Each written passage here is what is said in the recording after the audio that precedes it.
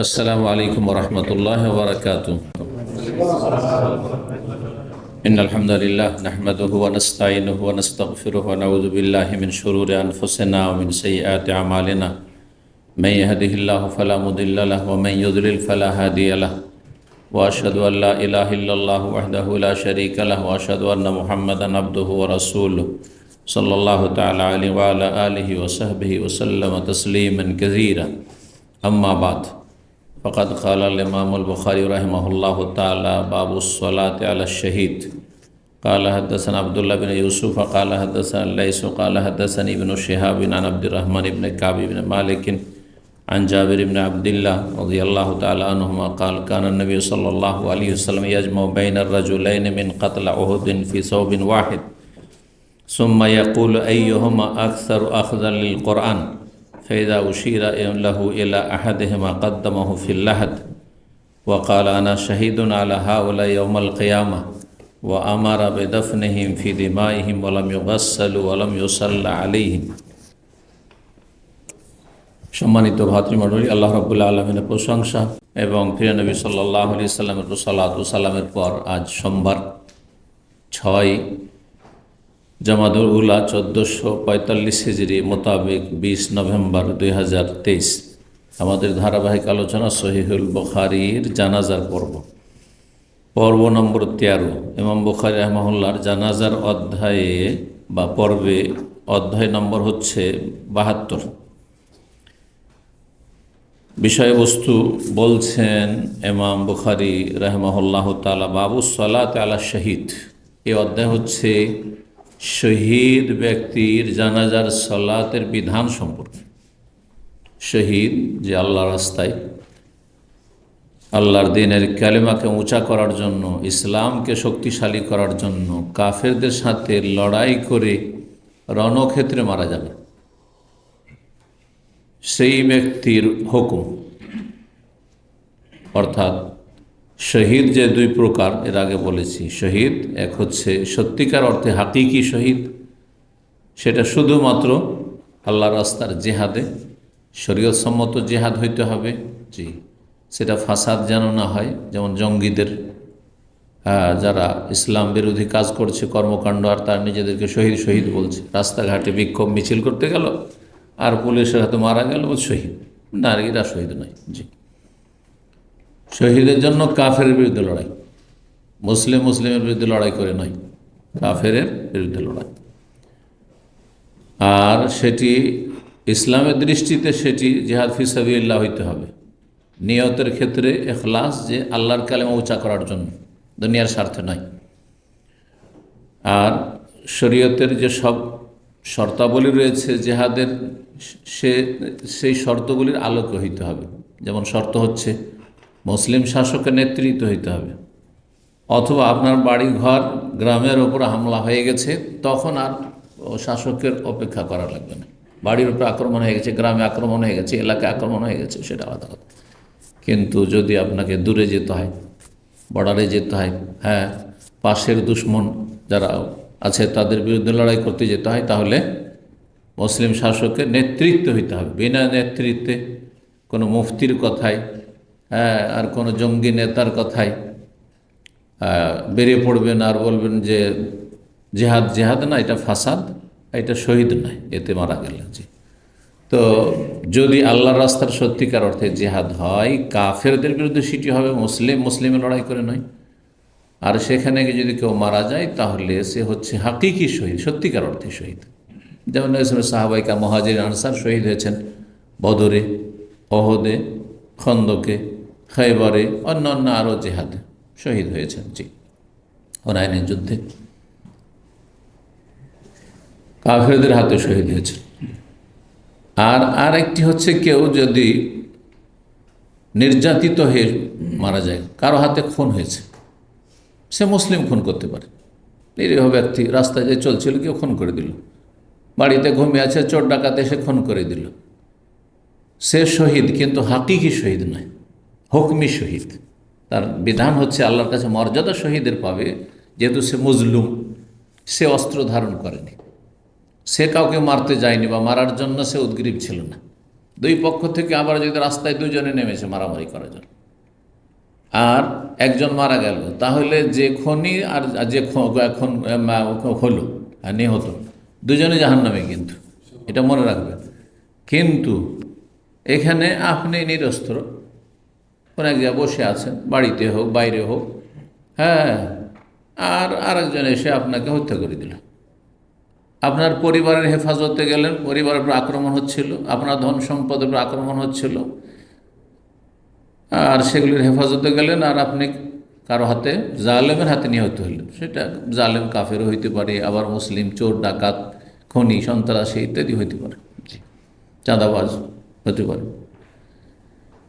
সেটাও শহীদ, কারণ আপনি মজলুম, সেই জন্য নির্যাতিত। এছাড়া বেশ কয়েকটি মারাত্মক রোগে আক্রান্ত হয়ে কেউ যদি মারা যায়, তাহলে সেখানেও নবী সাল্লাল্লাহু আলাইহি ওয়াসাল্লাম 7 প্রকার লোককে শহীদ বলেছেন। জি, তো এগুলি শহীদ ওই একরকম ছাড়া বাকি সবগুলি শহীদ হচ্ছে মর্যাদার শহীদ, হুকমি শহীদ, কিন্তু হাকিকি শহীদ নয়।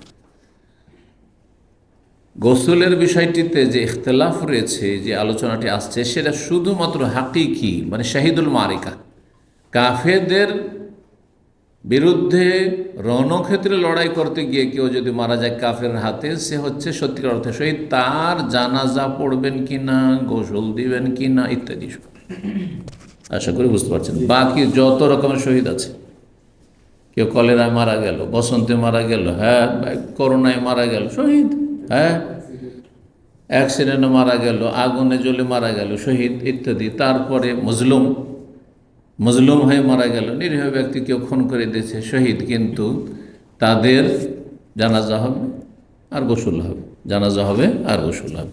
তাহলে এখানে যে বিষয়টি আসছে, শুধু শহীদুল মারকা, মানে কাফেরদের সাথে লড়াই করতে গিয়ে কেউ যদি সত্যিকার অর্থে শহীদ হয়ে থাকে, তার জানাজা আছে কিনা।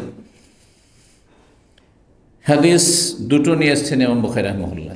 একটি হাদিসে শহীদের জানাজা নেই, নবী সাল্লাল্লাহু আলাইহি ওয়াসাল্লাম বলেছেন শহীদের জানাজা নেই, এর আগে বলেছি। আর একটি হাদিসে আছে যে নবী সাল্লাল্লাহু আলাইহি ওয়াসাল্লাম ওহদের শুহাদাদের জানাজা পড়েছেন, কিন্তু দীর্ঘ 8 বছর পরে পড়েছেন। ওহদ যুদ্ধ হইল কোন হিজরিতে, কে বলতে পারে? যে বলবে কথা বলবে। হ্যাঁ, দ্বিতীয়ত বদর হইল তৃতীয় হিজরিতে, তার মানে হিজরত করার 2 বছর পরে, তৃতীয় হিজরিতে। আর তার 8 বছর পরে নবী সাল্লাল্লাহু আলাইহি সাল্লামের ইন্তেকালের কয়েকদিন আগে মাত্র, দীর্ঘ 8 বছর পরেই জানাজা পড়েছেন। সামনে যে হাদিসটি আসছে, দ্বিতীয় হাদিস এই অধ্যায়ের, তাতে 8 বছর কথাটি নেই, কিন্তু এই হাদিসটি সহিহ বুখারীতে 5 জায়গায় এসছে। সহিহ বুখারীতে 5টি জায়গায় এসছে, তার প্রথম জায়গা হচ্ছে এটি, বরং 6টি জায়গায় এসছে, আরও 5টি জায়গায়। তাই এই জায়গা বাদ দিয়ে আরও 5টি, তো 6টি জায়গায় এসছে। তার মধ্যে হাদিস নম্বর, এই হাদিসের নাম্বারিংয়ের আলোকে 4042 নম্বর হাদিস, তাতে রয়েছে যে রাসূলুল্লাহ সাল্লাল্লাহু আলাইহি ওয়াসাল্লাম শুহাদায়ে ওহদ বা কাতলা ওহদ, ওহদের নিহত মুজাহিদিন যারা শহীদ হয়েছেন, তাদের জানাজা পড়েছেন বাদা সামানি সিনিন, 8 বছর পরে। এই জানাজা বা সালাতের কথা রয়েছে সেখানে। সালাত মানে জানাজা, সালাত মানে দোয়া, দুটোই হতে পারে। আর জানাজার সালাত হচ্ছে দোয়া। জি, 8 বছর পরে। কীরকম 8 বছর পরে? 8 বছর আগে মারা গেছেন, 8 বছর আগে দাফন হয়েছে, আর 8 বছর পরে নবী সাল্লাল্লাহু আলাইহি ওয়াসাল্লাম ইন্তেকালের কয়েকদিন আগে জানাজা পড়ছেন শুহাদা 70 জন, তাদের কবরস্থানে গিয়ে। নতুন কথা আপনাদের জন্য, তাই না? কিন্তু সহিহ বুখারী হাদিস, সহিহ মুসলিম, মুত্তাফাক আলাইহি হাদিস। মাকতাবা শামিলা যদি সার্চ দেন, যেমন আমরা কম্পিউটার সার্চ দিই, তাতে 3736 নম্বর হাদিস সেখানে রয়েছে। 8 বছর পরে কাল মুআদ্দে লিল আহিয়া ওয়াল আমওয়াত, যেন নবী সাল্লাল্লাহু আলাইহি ওয়াসাল্লাম বিদায় দিচ্ছেন জীবিতদের আর মৃতদের। জীবিতদের বিদায়, যে লাল কাকুম বাদা আমি হাজা, এরপরে হয়তো তোমাদের সাথে দেখা হবে না বিদায় হজে। একাধিকবার বলেছেন এই কথা, যে আমার কাছ থেকে তোমরা হজের উমরার তরিকা শিখে নাও, বিধিবিধান জেনে নাও, কারণ হতে পারে যে এরপরে আর তোমাদের সাথে দেখা হবে না, এটি হচ্ছে হয়তো আমার শেষ দেখা তোমাদের সাথে। বিদায় নাই সাধারণত এভাবে মানুষ। আর মৃতদের কেউ বিদায় করছেন বা তাদের থেকে বিদায় নিচ্ছেন এই সোহাদা ওহদের ওখানে গিয়ে জানাজা পড়ে। জি, তো দুই রকম হাদিস দুই রকম পড়ে নিয়ে আর তারপরে মাসলায় তিনটি মত রয়েছে, ইখতলাফ রয়েছে, কোনটি বেশি শক্তিশালী এ মর্মে আলোচনা করব।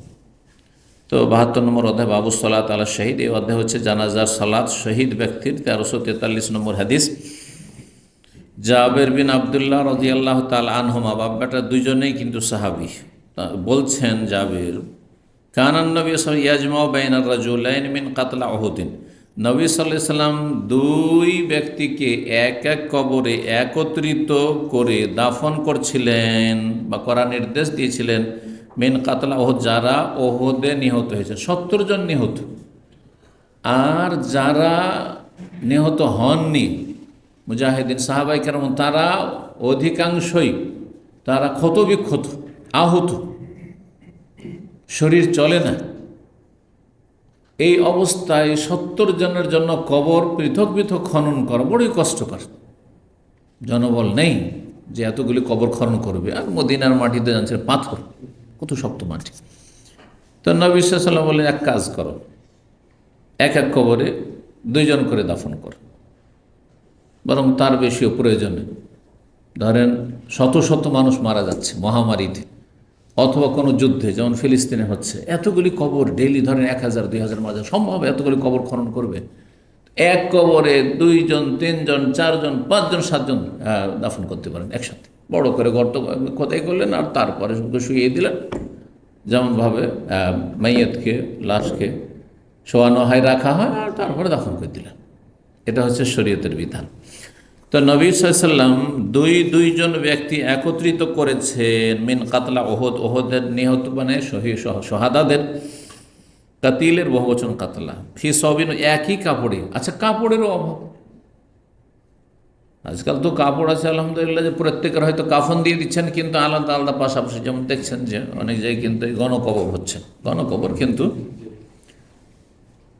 আলাদা আলাদা কাফনের ব্যবস্থা আছে, সেখানে নাই, এক কাফনে 2 জন, এক এক কাফনে জড়িয়ে 2 জনকে পেয়েছি। আল্লাহু আকবার, কত অভাব ছিল, কাপড় নেই, কাপড় নেই। সুম্মা ইয়াকুলু, আচ্ছা 2 জনকে যে কাপড় দিয়ে ঢেকে রাখবেন জড়িয়েতে কবরে, তো কাকে নামাবেন আগে? এই ক্ষেত্রে শরীয়তের বিধান হচ্ছে যে নবী সাল্লাল্লাহু আলাইহি ওয়াসাল্লাম জিজ্ঞেস করতেন যে এই যে 2 জন আছে, 2 জনের মধ্যে কে বেশি কোরআন সম্পর্কে জ্ঞানী? শুধু কোরআনের হাফেজ নয়, কোরআন যেমন মুখস্থ আছে, তেমন কোরআনের মূল উদ্দেশ্য হচ্ছে কোরআনের এলম হাসিল, কোরআন সম্পর্কে জ্ঞানী। কে ভালো আলেম বা সাহাবাদের মধ্যে কে বেশি জ্ঞানী আল্লাহর দিন সম্পর্কে, কোরআন সম্পর্কে জিজ্ঞেস করতেন। সুম্মা ইয়াকুলু, বলতেন, আইয়ুহুমা আকসারু আখযাল লিল কোরআন, এই 2 জনকে যে একই কবরে আমরা রাখবো, একই কাফন একসাথে, এদের 2 জনের কে বেশি কোরআন সম্পর্কে জ্ঞানী? কোরআন সম্পর্কে জ্ঞানী। ফাইদা ওসির আল্লাহ এল আহাদিম, সবাইকে তো নবী সাল্লাল্লাহু ব্যক্তিগতভাবে চেনেন না যে কে কতটা জ্ঞান রাখে, কিন্তু তার মহল্লার লোকেরা জানে, তার আত্মীয় নিকট আত্মীয়রা জানে। যখন তাকে ইঙ্গিত করা হয়তো নবী সাল্লাল্লাহু আলাইহি ওয়াসাল্লামকে যে এলা আহাদেহমা, তাকে নবী সাল্লাল্লাহু আলাইহি ওয়াসাল্লামকে বলা হয়তো যে এই 2 জনের এ বেশি কোরআনের জ্ঞান রাখে ওর চাইতে, তখন যার কোরআনের বেশি জ্ঞান রয়েছে তাকে আগে কবরে রাখা হয়তো, আর তারপরে যে কম জ্ঞান রাখে তাকে রাখা হয়তো। কোরআনে এই হচ্ছে কোরআনের মর্যাদা। কোরআনের মর্যাদা দুনিয়াতেও আখিরাতেও। দুনিয়াতে কোরআনের মর্যাদার ক্ষেত্রে নবী সাল্লাল্লাহু আলাইহি ওয়াসাল্লাম উম্মুল কওম আকরাহুম লিকিতাবিল্লাহ, এতগুলি লোক আছেন, সালাতের সময় হয়ে গেছে, এমামতি করতে হবে, সফরে যাচ্ছেন, এক গ্রুপ যাচ্ছেন, কে এমামতি করবে? যে কোরআন সম্পর্কে বেশি জ্ঞানী, কোরআন সম্পর্কে বেশি জ্ঞানী। এই নয় যে কোরআনের যে বেশি কারি, বেশি বড় হাফেজ, এটা যদি হইতো তাহলে নবী সাল্লাল্লাহু আলাইহি ওয়াসাল্লাম যখন অসুস্থ হলেন, অন্তিম অসুস্থতা ইন্তেকালের পূর্বে, তখন আবু বকর সিদ্দিক রাদিয়াল্লাহু তাআলা আনহুকে ইমামতি করতে বারবার করে বলেছেন না বলেননি? অন্যের প্রস্তাব এসেছে, ওমরকে বলেন পারবেন আবু বকর, কিন্তু মেনেছেন নবী সাল্লাল্লাহু আলাইহি ওয়াসাল্লাম না, আবু বকরই ইমামতি করবে। অথচ আবু বকর চাইতে বড় কারি, বড় হাফেজ উবাই বিন কাব ছিলেন, তামিম দারি ছিলেন, যারা ওমর রাদিয়াল্লাহু জামানায় তারাই পড়াইতেন। হ্যাঁ, তারাই পড়াইতেন, যেহেতু তাদের কোরআন বেশি মুখস্থ আছে এবং কোরআনের আয়াত তারা বিখ্যাত কারি সাহাবায়ে কেরামদের ভিতরে। কিন্তু ফরজের ইমামতির জন্য কে বড় আলেম? আবু বকর বড় আলেম সবার মধ্যে। জি,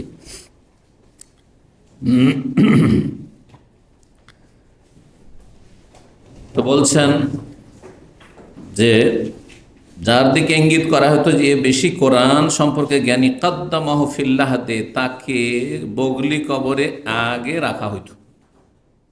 লাহাত বলা হয় বগলি কবরকে, আর শাক বা সন্দুক বলা হয় বক্স কবর, জি সোজা সোজা কবর। আমাদের দেশের জমিন যেহেতু খুব শক্ত নয়, মাটি শক্ত নয়, মাটি হচ্ছে হয় বেলে মাটি না হয় দোআঁশ মাটি, সাধারণত এঁটেল মাটি খুবই কম আছে, আর পাহাড়ি মাটি তো নেই বললেই চলে, তাই না? সেই জন্য আমাদের দেশে লাহাদ বগলি কবর সফল নাই। বগলি কবর বাঁকা করে করা। বগলি কবর কেউ দেখেছেন? দুই রকম কবর সম্পর্কে জানা আছে। বগলি কবর লাহাদ মানে বাঁকা, জি। এই জন্য নাস্তিককে মুলহেদ বলা হয়, কারণ নাস্তিক হচ্ছে সবচেয়ে বড় বাঁকা, বাঁকা টেढ़া। সে তার প্রকৃতি থেকে বাঁকা হয়ে চলে গেছে। সৃষ্টির প্রকৃতি হচ্ছে স্রষ্টার সাথে সম্পর্ক রাখা, চেনা। আর এ বলছে আল্লাহ নেই, ওই এমনিতে প্রাকৃতিকভাবে এমনি হয়ে গেছে, বুঝা গেছে না? সে আল্লাহর ইবাদত করে না, কিন্তু সে মনের পূজা করেছে। এই যে কথাটি বলছে যে আল্লাহ নেই, এটি তো মনের পূজা। তার মনের শয়তান বাসা করে আছে, শয়তান বলছে আল্লাহ নেই বল, এটা মনের পূজা করে, কুপ্রবৃত্তির পূজাকে বলা হয়েছে। তো এই জন্য মুলহেদ আরবিতে নাস্তিককে, আমাদের বাংলায় যেটা নাস্তিক বলি সেটা হচ্ছে আরবিতে মুলহেদ। এই মুলহেদ থেকে লাহাদ থেকে মুলহেদ, লাহাদ থেকে মুলহেদ, জি। ইলহাদ ফিল আসমা, নামের অপব্যাখ্যা যদি করে, আল্লাহর নামের, আল্লাহর সিফাতের, আল্লাহর চেহারা না, আল্লাহর সত্তা, আল্লাহর হাত নয়, কুদরতি হাত, এই যে ব্যাখ্যা আমার দেশে সুফি বিদাতিরা করে না, এরা হচ্ছে ইলহাদ করে, মানে এরা বক্রপথ অবলম্বন করেছে। সোজা অর্থ না করে হাত মানে তাবারাকাল্লাযী বিয়াদিহিল মুলক, বরং দুই হাতের বালিয়া দাহ মাবসুতাতান, আল্লাহর দুই হাত উন্মুক্ত, হ্যাঁ, সম্প্রসারিত সবার জন্য। আল্লাহ কাফেরকেও খাওয়াচ্ছেন যে না না না, আল্লাহর হাত নেই, আল্লাহর কুদরতি হাত। এরা হচ্ছে এক ধরনের মূল বক্রপথ অবলম্বন, এদের অন্তর বাঁকা, সোজা অর্থ নেবে না এরা। আল্লাহর হাত আল্লাহর মতো। এখন যদি জিজ্ঞাসা করা হয়, ভাই আপনার বাপের হাত কেমন, কি বলবেন? আমার বাপের হাত বাঘের মতো বলবেন নাকি, না বানরের মতো বলবেন? কেন, বানরের সাথে খানিকটা ইয়ে আছে হয়তো, বানরের মতো বলবেন? আমার বাপের হাত বাপের মতো, আমার বাবার হাত বাবার মতো, ঠিক না?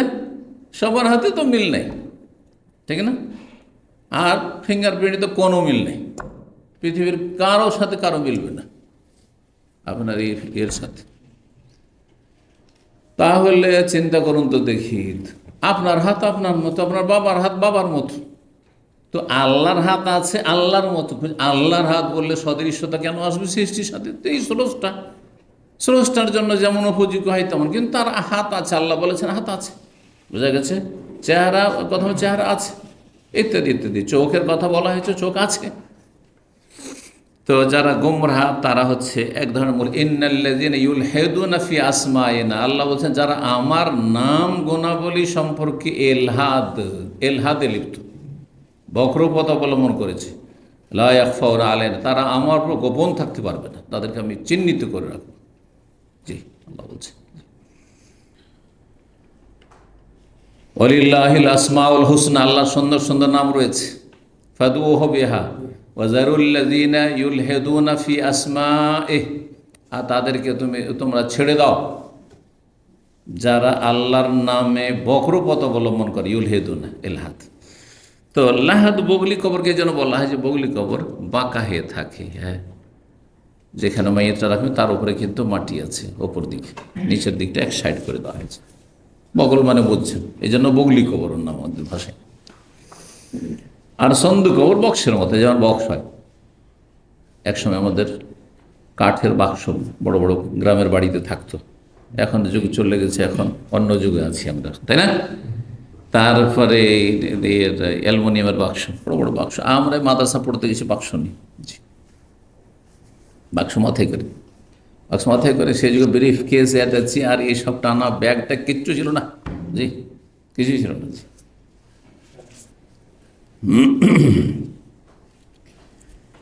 তো লাহাদের কথা বলছিলাম, বগলি কবর আর কি কবর, শাক যেটাকে বলা হয়েছে আল্লাহদুল্লানা ও শাকলি গায়রানা। যদি বগলি কবর করা সম্ভব হয়, মাটি এঁটেল শক্ত মাটি, তাহলে এটা বেশি উত্তম, কারণ নবী সাল্লাল্লাহু আলাইহি ওয়াসাল্লামের বগলি কবর ছিল। এবং নবী আল্লাহদুল্লানা আমাদের কবর হচ্ছে বগলি, আর অশাক্য আর সন্দুক আর বক্স কবর অন্যদের। অন্যদের মানে অমুসলিমদের নয়, অন্যদের মানে অন্যরা, কিন্তু আমি যেটা পছন্দ করি এইটাই উদ্দেশ্য। কিন্তু ইসলামে দুটোই জায়েজ আছে। তো নবী সাল্লাল্লাহু আলাইহি ওয়াসাল্লামের শহর মদিনার মাটি পাথরের মাটি, শক্ত মাটি, সুতরাং সেখানে বগলি কবর হয়ে থাকে। বাকিটা আমরা কবরে বহুবার গিয়েছি। আগে এই তো খুব সহজ ছিল। বাকিতে যখনই জানাজা হলো পিছনে পিছনে বেরিয়ে চলে গেলাম, আর তারপরে কবরে গিয়ে আমরা দাফনও শরিক হইলাম। তো সেখানে দেখেছি সবগুলি বগলি কবরই থাকে সাধারণত। এখানেও দাম্মামেও সম্ভবত সব বগলি কবরই প্রায়, হয়তো জানি না ঠিক, কারো মনে আছে? বগলি কবর সম্ভবত এখানে, কিন্তু আমাদের সবগুলি কবর প্রায় কি থাকে, বক্স কবর থাকে, যেখানে যেটা সুবিধা হয়, দুটোই জায়েজ। তো বলছেন যে লাহাদে রাখা হয়তো মানে বগলি কবর রাখা। ওয়াকাল, আর বলতেন নবী সাল্লাল্লাহু আলাইহি সাল্লাম, বা বলেছিলেন ওহদের শহীদদের সম্পর্কে, আনা শাহিদুন আলা হাওলাই, আমি এদের জন্য সাক্ষী থাকব, এদের পক্ষে সাক্ষী। নবী সাল্লাল্লাহু আলাইহি সাক্ষী, কিন্তু পক্ষে কারো আবার কারো বিপক্ষে। যেমন কোরআনে কারীম সাক্ষী, কোরআনে যারা হক আদায় করবে তাদের পক্ষে সাক্ষী, কোরআন সাক্ষী দেবে, কোরআন কথা বলবে আল্লাহর সামনে। আর কোরআন বিপক্ষে সাক্ষী দেবে, ইয়া রাব্বি ইন্না কওমি ইত্তাখাযু হাযাল কোরআন। নবী সাল্লাল্লাহু আলাইহি সাল্লাম অভিযোগ করবেন, কোরআন অভিযোগ করবে যে আল্লাহ আমাকে পরিত্যাগ করেছিল। শেখেনি, এরা জন্মসূত্রে মুসলিম ছিল, এরা কোরআনের অর্থই বুঝেননি, না বুঝে সারা জীবন পাঠ করেছে, কেউ পড়েওনি, পড়তেও জানেনি, সব শিখেছে কিন্তু কোরআন শিখেনি। বাঙালি জাতি তো বড় ত্রুটি, বাঙালি জাতির অধিকাংশই কোরআন পড়তে জানে না, যেটা অন্য জাতির মধ্যে এটা নেই, অন্তত কোরআনটা পড়তে জানে অন্যরা। দুনিয়াও যদি পড়ে, অন্যান্য ভাষাভাষী দেখেছি, কোরআনটা কমপক্ষে বাচ্চাদের শিখিয়ে নেয়। তো বড় ত্রুটি আমাদের সমাজের, আল্লাহ হেদায়েত দান করুন জাতিকে। যারা আমাদের সমাজের দিনদার, আলহামদুলিল্লাহ দিনদার, কিন্তু যারা দুনিয়াদার, নিছক দুনিয়াদার, নাস্তিকতায় তাদের মধ্যে বেশি রয়েছে, তারা সেকুলার, জি, ধর্মনিরপেক্ষতা বিশ্বাসী তারা, জি, ইসলামের সাথে তাদের সম্পর্ক নেই, দুটো পয়সা হইলে তাদের ইল্লা মাশাআল্লাহ। জি, আল্লাহ হেদায়েত দান করুন। তো রাসূলুল্লাহ সাল্লাল্লাহু আলাইহি ওয়াসাল্লাম বলতে, এদের জন্য আমি সাক্ষী হয়েছি, আমাল কিয়ামতের দিন সাক্ষী হব। আমারা বেদাফনিহিম বেদামাহিম, এবং তাদেরকে তাদের রক্তেই, অর্থাৎ তাদের শরীরে যে রক্ত আছে সেই রক্ত মাখা অবস্থায় দাফন করতে বললেন। আমারা বেদাফনে, তাদের দাফন করতে বললেন, ফি দেমাহিম, রক্ত মাখা অবস্থায়। ওয়ালাম ইউগাসসালু, তাদেরকে গোসুলও দেওয়া হয়নি। এখন আসল বিধান, গোসুলও তাহলে শহীদকে দেবেন না, কারণ তাদের রক্তগুলি সাক্ষী হয়ে থাকবে, ধুয়ে ফেলে দেবেন কি, তাহলে সাক্ষী কী করে থাকবে। ওয়ালাম ইউসাল্লাহ আলিম, তাদের জানাজার সালাতও পড়া হয় নাই, জানাজার সালাত পড়া হয়নি। গত সপ্তাহের একটি আলোচনা বলেছি, জানাজার সালাত পড়া হয় না। সবচাইতে শ্রেষ্ঠ আম্বিয়া রসুলগণের পরে, হ্যাঁ, শহীদ, তাদের মর্যাদার জন্য আবার একই কাজ করা হয় না অসৎ লোকদের। অসৎ লোকের জানাজা পড়বেন না, বেনামাজি জানাজা পড়বেন না, নাস্তিকের জানাজা পড়া হারাম, মুশরিকের জানাজা পড়া হারাম। বেনামাজের বিষয়টি ইখতিলাফ থাকতে পারে ফুকাহাদের, কিন্তু নাস্তিকের ব্যাপারে কোনো ইখতিলাফ নেই। যে ব্যক্তি জীবনেও নামাজ পড়েনি তার ব্যাপারে কোনো দ্বিমত নেই, জীবনেও সেজদা করেনি, নামে শুধু মুসলিম, কিসের ইসলাম, কোনো ইসলাম নেই তার।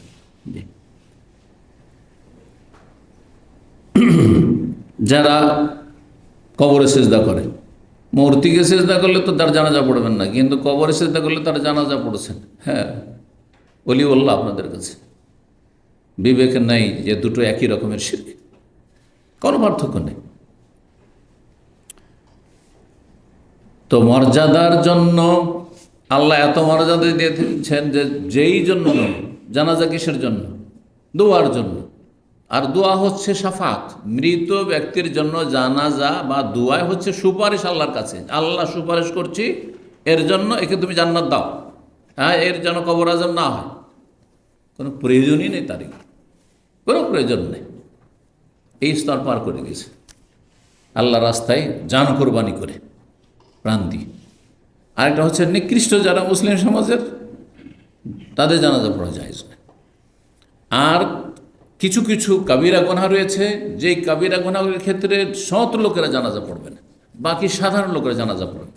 তারা কারা? যেমন ঋণগ্রস্ত ব্যক্তি, ঋণের বোঝা, বড় বড় স্বপ্ন দেখেছে, বড় বড় ব্যবসা জিনিস করবো, আর ধার করজ আর এই সেই করে পাওনাদার অনেক থেকে গেছে, আর মারা গেছে। নবী সাল্লাল্লাহু আলাইহি ওয়াসাল্লাম জানাজা পড়েন, সাল্লু আল্লাহ সাহেব, তোমরা জানাজা পড়ো। ঋণ পরিশোধের ব্যবস্থা না থাকলে জানাজা পড়বেন না। নেক লোকেরা জানাজা, আলেম ওলামা জানাজা পড়বে না, পরেশগার লোকেরা, গ্রামের এলাকার জানাজা পড়বে না, অসৎ লোকেরা জানাজা, সাধারণ লোক যারা সাধারণ মানুষ তারা জানাজা পড়বে। একেবারে জানাজা হবে এমন কথা নেই ফাসেকের। এইরকমই কমপক্ষে আমাদের সমাজের যারা বেনামাজি, শুধু জুমা পড়ে, তাদের নেক লোকেরা জানাজা পড়বে না। অন্তত কিছুটা পানিশমেন্ট তাদের দুনিয়ার হোক, যাতে অন্যরা দেখে সতর্ক হয়।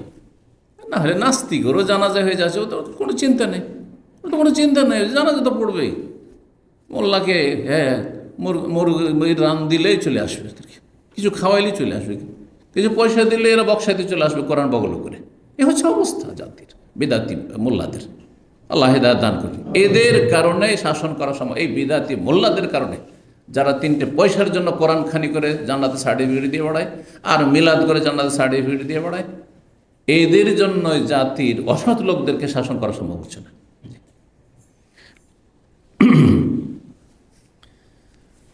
তো এই ছিল হাদিস, যে শহীদের তাহলে জানাজা আছে না নেই? জানাজার প্রয়োজনই নেই, এই জন্য জানাজা নবী সাল্লাল্লাহু আলাইহি ওয়াসাল্লাম পড়েননি। 1344 নম্বর হাদিসে এর বিপরীতটা দেখবেন। ইমাম বুখারী 2 রকম হাদিস নিয়ে এসেছেন। কেন নিয়ে এসেছেন সেটাও বলবো, পরস্পর বিরোধী হাদিস কেন নিয়ে আসলেন।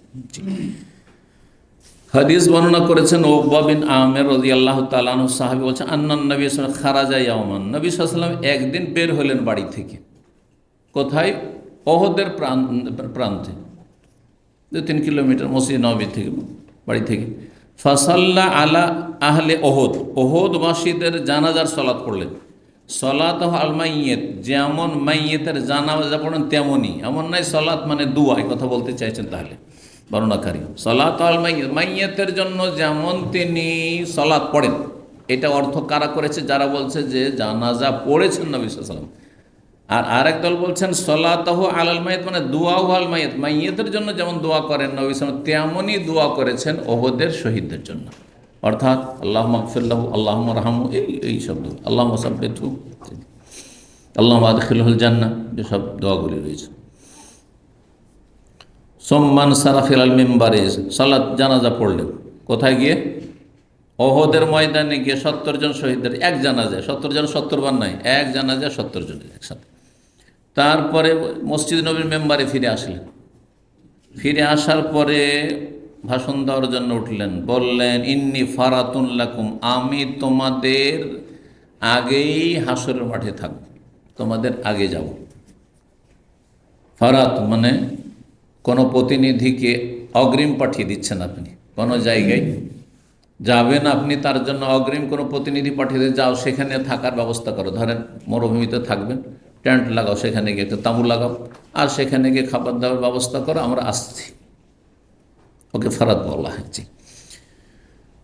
বাপ মা বেঁচে আছে আর নাবালক ছেলে মেয়ে মারা গেল, তাকে ফারাত বলা হয়েছে, কারণ বাপ মার আগে যাওয়ার কথা বয়স হিসাবে, কিন্তু বাপ মাই থেকে গেল, ছেলে চলে গেল, ফারাত আগে চলে গেল, আগে গিয়ে প্রস্তুত থাকবে বাপ মাকে জান্নাতে নেওয়ার জন্য সুপারিশ।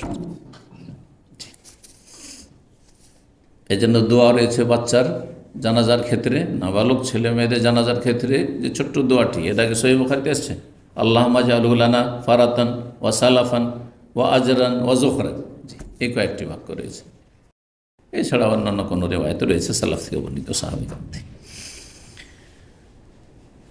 বললেন যে তোমাদের আগেই আমি সেখানে থাকব বিচার দিবসে। ওয়া আনা শাহিদুন আলাইকুম, তোমাদের জন্য আমি সাক্ষী স্বরূপ থাকবো, সাক্ষী দেবো তোমাদের পক্ষে, যে আমার সাথী সঙ্গী ছিল এরা দ্বীনের খেদমতে সার্বিক সহযোগিতা করেছে, জিহাদ ফি সাবিলিল্লাহ করেছে, কোরবানি করেছে। ওয়া ইন্নি ওয়াল্লাহি, আর আমি আল্লাহর কসম করে বলছি, আনজুরু ইলা হাউজিল আন, এখন আমার হাউজে কাউসার দেখতে পাচ্ছি, হাউজে কাউসার দেখতে পাচ্ছি। আল্লাহ উন্মুক্ত করে দিয়েছেন। আজকাল টিভির পর্দায় যেমন দেখছেন, কোথাও পৃথিবীর কিছু হচ্ছে, বানবন্যা হচ্ছে, ঘূর্ণিঝড় হচ্ছে, টিভির পর্দা এক সময় ওইটা দিয়ে বুঝাইতে হবে, এখন টিভির পর্দা বলতে হবে না, ব্যাস ফেসবুক খুললেই হলো, তাই না? লাইভ চলছে, যা কিছু হচ্ছে পৃথিবী সব দেখতে পাচ্ছেন। এখানকার লাইভ যদি দেখাতে চান এখন সারা দুনিয়ায় দেখাতে পারবে না, সাথে সাথে দেখছে যে কোথায় কী করছেন আপনারা। আমি আমার হজ দেখতে পাচ্ছি এখন। ওয়া ইন্নী উতীতু, নবী সাল্লাল্লাহু আলাইহি ওয়াসাল্লাম কি সবসময় দেখতে পেতেন বা তার দেখার ক্ষমতা ছিল না? যখন আল্লাহ চেয়েছেন দেখিয়ে দিয়েছেন। জি, তাহলে এই ক্ষমতা কার? কুদরত আল্লাহর। আল্লাহ যখন চেয়েছেন। ওয়াইন্নি ওয়াল্লাহি ওয়াইন্নি উতীতু মাফাতিহ খাজাইল আরদ, আমাকে দেওয়া হয়েছে জমিনের ভাণ্ডার সমূহের চাবি। জমিনের যে ভাণ্ডার রয়েছে, জমিনের ভাণ্ডার কি? জমিনের ভাণ্ডার হচ্ছে স্বর্ণ চাঁদি, মূল্যবান সম্পদ। সেই যুগের কি ছিল? আয-যাহাব ওয়াল ফিদ্দা, স্বর্ণ আর চাঁদি, স্বর্ণ আর রূপা।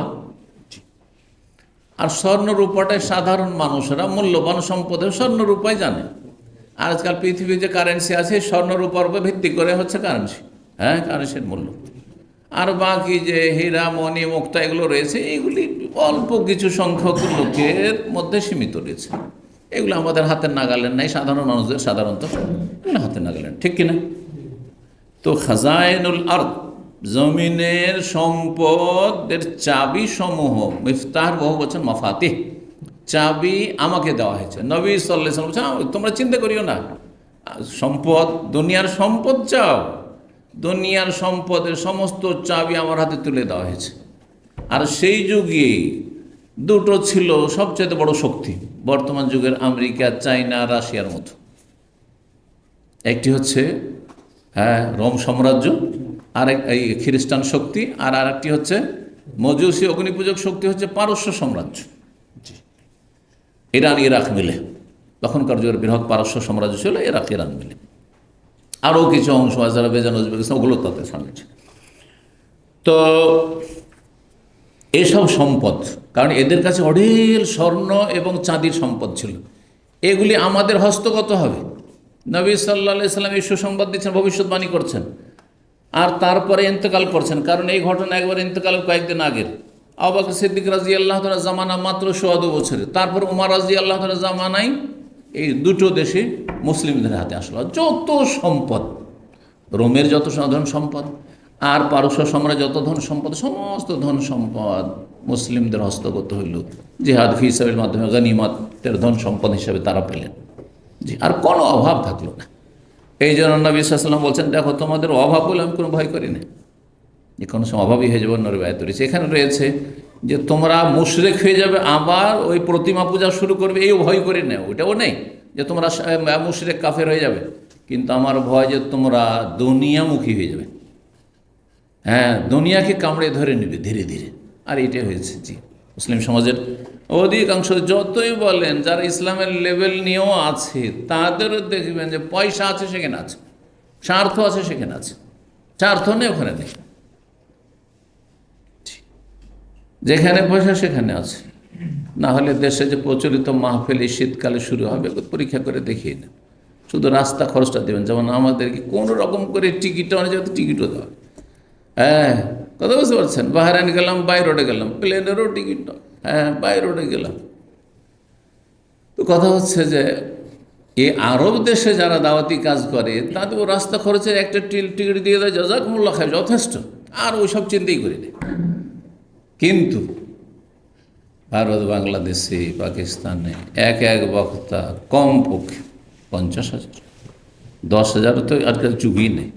যদি সহি আকিদারও হয় তো 20-এর ওপরে চিন্তা করতে হবে, ঠিক না? 20-এর ওপরে চিন্তা করতে হবে। আর যদি বদ আকিদার হয়, বেদাতি হয়, তাহলে তো বলতেই হবে না। তাহলে হেলিকপ্টার ভাড়া দিতে হবে, আর তারপরে লক্ষ লক্ষ টাকা দিতে হবে, আউযুবিল্লাহ। আর তারপরে এই গরিব মাদ্রাসার ছেলেগুলোকে এই ফকির বানিয়ে ভিক্ষা করে বেড়াইতে হবে রাস্তা রাস্তায়, হ্যাঁ, এই নোংরামি করে বেড়াইতে হবে, হারাম এসব কাজ। আরও দেশে ইসলাম প্রচারে এসব তরিকা নেই, মসজিদ ভিত্তিক দাওয়াত। এই জন্য এই দেশে কিছু হেদায়ত হয় মানুষ, আর আমাদের দেশে হেদায়ত হয় না। জলসা মাহফিল দেখুন হেদায়ত হয়েছে, সারা রাত ভাবি জলসা করে আর ফজরে ঘুমায়, ফজরে ঘুমায়। এমনকি নামাজিরাও ফজরে ঘুমায়। রাত 2-3টে জলসা শেষ হলো, তারপর নামাজি বা কী করে ফজরে উঠবে? কথা বুঝতে পারছেন না? পারছেন না? কারণ আমরা মাদ্রাসায় পড়াশোনা করে, মাদ্রাসায় রাত 3টা পর্যন্ত জলসা শুনেছি, তারপর ফজরে উঠবো কী করে? আর 2 ঘন্টা পরে ফজর হয়ে যাবে? সম্ভব হয় না সাধারণত। চেষ্টা করলে মানুষ ব্যর্থ হয়ে যায়। আপনি যদি প্রতিদিন রাত 2-3টে ঘুমান বলে ফজরে উঠে যাবেন, অসম্ভব কথা। হ্যাঁ, কিছু লোকের একটা অন্য অভ্যাস আছে, আমি ওই সকালেই ঘুমাই, মানে ফজরটা পড়ে ঘুমাবো। তারপরে কত ক্লান্তি থাকি, আপনার সলাতে খুশু হয়? সারা রাত জেগে আপনি ফজর পড়ছে, আপনার সলাতে খুশু হবে? আরে ঘুমিয়ে নিয়ে যদি সলাতটা পড়তেন তা আপনি খুশুর সাথে সলাৎ পড়তেন, আপনি মনোযোগী সলাৎ আদি করতেন। কিন্তু আপনার দেহ সলাৎ পড়ছে, কিন্তু শুধু ছটপট করছে তাড়াতাড়ি কখন ফজর হবে যে গিয়ে লম্বা হবো, আর ওই জোহর পর্যন্ত ঘুমাবো। বদ অভ্যাস যে আরব সমাজে যেটা আজকাল যাদের কাজকাম সকালবেলা নেই তারা করছেন অনেকে, কিন্তু জি, বা ছুটির দিনে করছেন। তো যাই হোক, কি বলছিলাম? হাদিস, আমাকে জমিনের খাজাইন, খাজানাতুনের বহুবচন, খাজানা মানে ভাণ্ডার, ধন ভাণ্ডার, জমিনের পৃথিবীর ধন ভাণ্ডারের চাবি সমূহ দেওয়া হয়েছে। অথবা বর্ণনাকারী সন্দেহ মাফাতিহাল, জমিনের চাবি সমূহ। হ্যাঁ, জমিন মানে দেশ, পৃথিবীতে যেসব দেশ রয়েছে এগুলির চাবি আমাকে দিয়ে দেওয়া হয়েছে, মানে চলে আসছে, চাবি আমাদের হাতে চলে আসছে, মূল কাঠি। ওয়াইন্নি আল্লাহ, আমি আল্লাহর কসম করে মা খাফা আলাইকুম, আমি তোমাদের নিয়ে আমি চিন্তা করি না, আশঙ্কা করি না, আনতুশরিকু বাদি, যে আমার পরে তোমরা শিরক করে ফেলবে, আবার মূর্তি পূজা শুরু করবে, এ ভয় নেই, কারণ তোমাদের ঈমান আকীদা পাক্কা হয়ে গেছে। ওয়ালাকিন আখাফু আলাইকুম, তবে তোমাদের সম্পর্কে আমি আশঙ্কা করছি, আনতানাফাসু ফিহা, যে তাতে তোমরা কি প্রতিযোগিতায় মেতে উঠবে। প্রতিযোগিতায় কে কত পারে, কে কত টাকার মালিক হয়, কে কত টাকার মালিক হয়। দেখেন আজকাল যদি আপনি বিল্ডিং তৈরি করেন, আপনি আপনার পাশের লড়ে ও 3 তলা করেছে, আমি 5 তলা করবো, 5 তলা করেছে, আমি 8 তলা 10 তলা করবো। ও এইটা এত আজকাল টাওয়ারের প্রতিযোগিতা শুরু হয়েছে। আর 2, 4, 5, 10 তলা করে কিছুই না আজকাল। হ্যাঁ, অমুক দেশে ওরা করেছে 120, তো আমরা করবো এখন 160, 180, 200, চলছে না? চলছে না? আর তারপরে গাড়ির প্রতিযোগিতা, তো বুঝতেই পারছেন, মডেলের প্রতিযোগিতা, প্রতি বছরে পরিবর্তন করতে হয়। যাদের পয়সা আছে ওদেরকে বলে যে তোমাকে ইয়াতীমের কেফালত করতে হবে, বিধবার কেফালত করতে হবে, তোমাকে একটা দিনই প্রতিষ্ঠানে খরচ করতে হবে, তো ঘর পয়সা নেই তাদের, সেইখানে পয়সা নেই। জি, আল্লাহ হেদায়েত দান করুন। দুনিয়ামুখী হয়ে যাবে। দেখেন নবী সাল্লাল্লাহু আলাইহি ওয়াসাল্লাম ভবিষ্যৎবাণী বাস্তব সত্য। ভয় লাগছে যে তোমরা দুনিয়া নিয়ে মেতে উঠবেই। 73 নম্বর অধ্যায়। হ্যাঁ, এই দুটো থেকে কি বুঝতে পারলেন? কথা তো আসল মাসলা থেকে গেছে, সেটা হচ্ছে আগের হাদিস দিয়ে জানলেন যে শহীদদের জানাজা আছে না নেই? নেই। দ্বিতীয় হাদিসে নবী সাল্লাল্লাহু আলাইহি ওয়াসাল্লাম ওহদের শহীদদের জানাজা পড়েছেন, কিন্তু 8 বছর পরে। এই ক্ষেত্রে 3টি মত রয়েছে, বললাম না? একদল ওলামায়ে কেরাম, মানে অধিকাংশ ওলামায়ে কেরাম, জমহুর, শাফি, ইমামে শাফি এবং শাফি মযহাবের ওলামায়ে কেরাম, মালিকি মযহাবের ওলামায়ে কেরাম, হাম্বলি মযহাবের ওলামায়ে কেরাম, আহলুল হাদিস, সবাই মুহাদ্দিসিন বলছেন, অধিকাংশই, যে শহীদের জানাজা নেই, নবী সাল্লাল্লাহু আলাইহি ওয়াসাল্লাম জানাজা পড়েননি। শহীদের জানাজা, যে কোনো জিহাদের ময়দানে শহীদের জানাজা পড়েননি রাসূলুল্লাহ সাল্লাল্লাহু আলাইহি ওয়াসাল্লাম। সাথে সাথে শহীদকে দাফন করছেন না, জানাজা পড়ছেন, এমন একটিও নজির, এমন নজির নেই। এটি হচ্ছে অধিকাংশ ওলামাদের মত। আর একদল বলছেন যে না, শহীদেরও জানাজা পড়তে হবে, শহীদের জানাজা পড়তে হবে, গোসল দিতে হবে না তাদের কাছে, কিন্তু জানাজা পড়তে হবে। গোসল কেন দিতে হবে না? যাতে করে রক্ত তার প্রমাণ হিসাবে থাকে, হাসরের মাঠে সেই রক্ত ঝরবে, আল্লাহর সামনে হাজির হবে, এই আল্লাহ, যে তোমার রাস্তায় আমি এই যে নিহত হয়েছি, এর দলিল দেখো যে রক্ত ঝরছে আমার। কিন্তু জানাজা পড়বে। এই মতটি হচ্ছে হানাফি মযহাবের মত, এই মতটি হচ্ছে হানাফি মযহাবের মত। তো দুই দিকে দুটো হয়ে গেল, জানাজা নেই আর জানাজা আছে। 3 মযহাবে একদিকে আর 1 মযহাবে একদিকে। আর একটি মাঝামাঝি ফতোয়া, সেটা হচ্ছে যে জানাজা পড়া না পড়া আর অপশন আছে। চাইলে জানাজা পড়তে পারেন আর চাইলে জানাজা ছাড়তে পারেন। যেহেতু নবী সাল্লাল্লাহু আলাইহি ওয়াসাল্লাম থেকে দুটোই প্রমাণিত, যদি অধিকাংশ হাদিসে আছে যে জানাজা পড়েননি, কিন্তু যেহেতু ওহদের শহাদাদের জানাজা পড়েছেন হাদিস আছে, সেজন্য যদি জানাজা পড়ে শহীদের তাহলে যায়, সেটাও শরীয়ত সম্মত, দুটোই সুন্নাত, এটাও চলে ওইটাও চলে, আপনাদের মর্জি। এখন এই মতটি অনেক মুহাদ্দিসিনরা নিয়েছেন, কেউ কেউ, যদিও তাদের সংখ্যা কম, নিয়েছেন। তার মধ্যে ইমাম বুখারী রাহিমাহুল্লাহ যেন সেই মতের দিকে গিয়েছেন, সেই জন্য দুটো হাদিস নিয়েছেন। অধ্যায় বাবু সালাত আলা শাহিদ, শহীদের জানাজা, আর তারপরে একটি হাদিসে নেই জানাজা, আর একটি হাদিসে আছে, দিয়ে তাহলে বলতে চাইছেন যে যদি জানাজা পড়ো তবুও ঠিক, আর জানাজা না পড়ো তবুও ঠিক, যেটা করতে চাও করতে পারো। এই মতটি অনেক আহলে হাদিস ওলামারাও, যেমন তোহফাতুল আহওয়াজি যে তিরমিজির ভাষ্যকার আল্লামা আব্দুর রহমান মোবারকপুরি রাহমাহুল্লাহ, তিনি শেখ সফিউর রহমান মোবারকপুরীর ওস্তাদের ওস্তাদ, তো তিনি তিরমিজির খুব গুরুত্বপূর্ণ ভাষ্য তার রয়েছে কয়েক খণ্ডে, তিনি বলছেন যে দুটোই করা যেতে পারে। আর অনেক ওলামা, এখন আরও ওলামারাও এটিকে প্রাধান্য দিয়েছেন, সুতরাং জানাজা পড়া যেতে পারে। তাহলে অধিকাংশ ওলামারা যে বলছেন জানাজা নেই শহীদের, আর ওহদের শহাদাদের জানাজা পড়েছেন, এর জবাব কি হবে? তাহলে এর জবাবে দুটো কথা বলেছেন। একটি হচ্ছে এইটি নবী সাল্লাল্লাহু আলাইহি ওয়াসাল্লামের সাথে খাস, কারণ নবী সাল্লাল্লাহু আলাইহি ওয়াসাল্লাম ছাড়া আর এই ওহদের শহীদদের 8 বছর পরে, সাথে সাথে নয়, দাফনের 8 বছর পরে জানাজা পড়ছেন নবী, এটি নবী সাল্লাল্লাহু আলাইহি ওয়াসাল্লামের সাথে খাস, জানাজাই পড়েছেন, কিন্তু এটি হচ্ছে বিশেষভাবে কার জন্য? নবী সাল্লাল্লাহু আলাইহি ওয়াসাল্লামের জন্য। অন্য কোনো সাহাবী, খোলাফায়ে রাশিদিন, আবু বকর, ওমর, ওসমান কেউ তো করেননি। এটি একটি মত, একটি ব্যাখ্যা। আর একটি ব্যাখ্যা হচ্ছে এখানে সলাত মানে দোয়া। ওহদের শহাদাদের ময়দানে গেলেন, শহীদের ময়দানে, আর সেখানে যাওয়ার পরে তিনি জানাজা পড়েননি, দোয়া করেছেন। সলাত আলাল মাইয়িত মানে দোয়া আল মাইয়িত, মাইয়িতের জন্য যেমন দোয়া করেন সেই রকমই তিনি দোয়া করেছেন। দোয়া করতে কোনো আপত্তি নেই, যেমন আপনি বাকিতে গিয়ে দোয়া করবেন, ওই রকমই ওহদে গিয়ে দোয়া করেন, যে কোনো কবরস্থানে দোয়া করেন। কার কাছে দোয়া করবেন? আল্লাহর কাছে দোয়া করবেন। তাহলে এটি হচ্ছে শরীয়ত সম্মত কবর জিয়ারত। আর যদি কবরওয়ালার কাছে, যে এরা আল্লাহর রাস্তার শহীদ, এরা অনেক কিছু দিতে পারে, যেমন মাজারে গিয়ে ওই মাজারওয়ালা মৃত ব্যক্তির কাছে চাওয়া হয়, তাহলে এটা হচ্ছে শিরকি কুফরি জিয়ারত, ঈমান নষ্ট হয়ে যায়। আর একটি মাঝামাঝি বেদাতি জিয়ারত, জিয়ারত 3 ভাগে বিভক্ত, সেটা হচ্ছে আল্লাহর কাছে চাইব, কিন্তু বাড়িতে চাইলে অথবা মসজিদে চাইলে অত তাড়াতাড়ি কবুল হবে না, কিন্তু আল্লাহর নেক বান্দার কবরের কাছে গিয়ে যদি তার ওসিলে আল্লাহর কাছে চাই, তো ওখানে কিন্তু হটলাইন একটা আছে, যেমন মন্ত্রী মিনিস্টারদের একটা হটলাইন থাকে, ওদের লাইন বিজি থাকে না, একদম ডাইরেক্ট কল লাগাবে সাথে সাথে। এই নয় যে আমার মতো বিজি আসবে, আপনার মতো বিজি আসবে, লাগাচ্ছেন বিজি বিজি, এঙ্গেজ, না না না না, হটলাইন বুঝেন তো।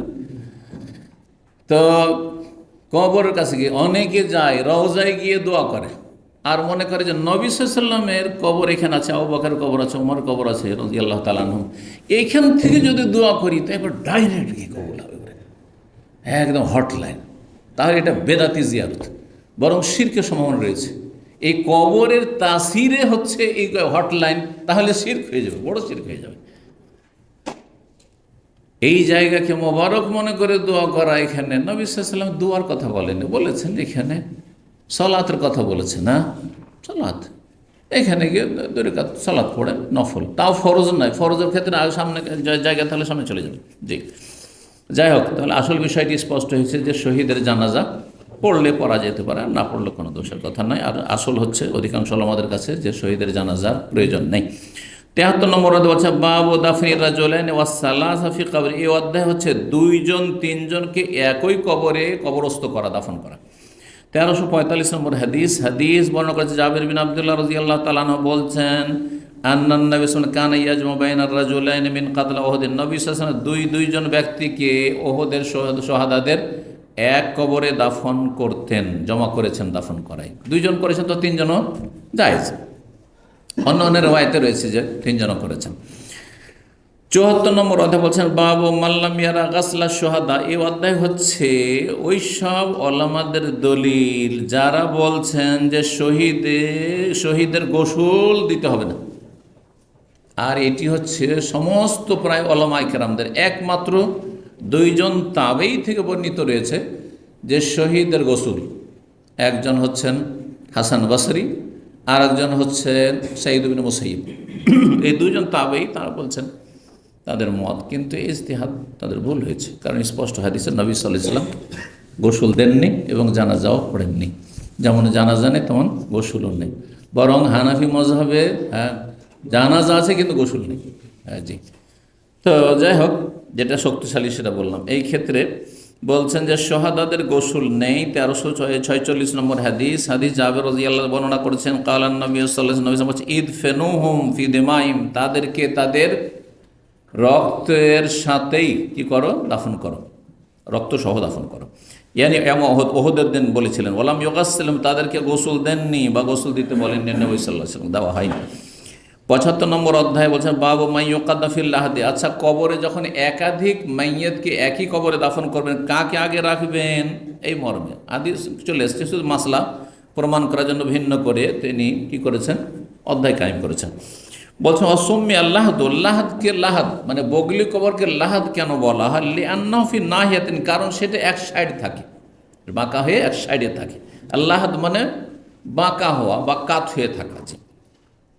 ওয়াকুল্লু জাহিরিন মুলহেদ, যে কোনো জালেমকে মুলহেদ বলা হয়। নাস্তিক বড় জালেম, হ্যাঁ, সে আল্লাহকে অস্বীকার করেছে, আল্লাহর সত্তাকে, জাতকে অস্বীকার করেছে, অস্তিত্বকে অস্বীকার করেছে, বড় জালেম। মুশরিকও মুলহেদ, জি, বেদাতীয় মুলহেদ, জি, যাদের মধ্যে বক্রতা রয়েছে, যাদের বদাকিদা আসমা সিফাত তৌহিদের আসমা তৌহিদুল উলুহিয়া তৌহিদুর রুবুবিয়্যাহ সম্পর্কে যারা ওসিলা দিয়ে আল্লাহর কাছে দোয়া করে অথবা আল্লাহ ছাড়া অন্যর কাছে চায়, সবাই মুলহেদ। কিন্তু এই অর্থে যারা বক্র, যারা পাপী, জি, যারা পাপ করে সে তারা হচ্ছে মুলহেদ, মানে তারা বাঁকা। আল্লাহ সোজা করে পয়দা করেছেন ফিতরাতের ওপর, যতদিন নাবালক ছিলেন ততদিন ফিতরাতের ওপর কোনো পাপ ছিলেন, নিষ্পাপ ছিলেন, আর তারপরে সাবালকে পাপ শুরু করে দিলেন, মুলহেদ, বাঁকা হয়ে গেলেন। যদিও বাঁকা হওয়ার স্তর বা অবস্থা ভিন্ন ভিন্ন রয়েছে, কেউ বেশি বাঁকা, কেউ কম বাঁকা, কেউ মাঝারি বাঁকা।